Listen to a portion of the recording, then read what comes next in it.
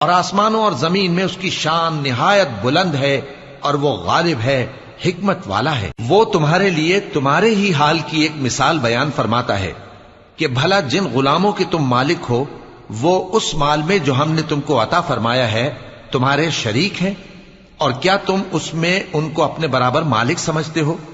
اور کیا تم ان سے اس طرح ڈرتے ہو جس طرح اپنوں سے ڈرتے ہو؟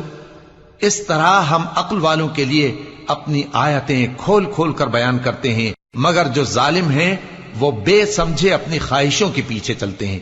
تو جس کو اللہ گمراہ رہنے دے اسے کون ہدایت دے سکتا ہے، اور ان کا کوئی مددگار نہیں۔ سو تم ایک طرف کے ہو کر دین الہی پر سیدھا رخ کیے چلتے رہو، اور اللہ کی فطرت کو جس پر اس نے لوگوں کو پیدا کیا ہے اختیار کیے رہو۔ اللہ کی بنائی ہوئی فطرت میں تغیر و تبدل نہیں ہو سکتا، یہی سیدھا دین ہے، لیکن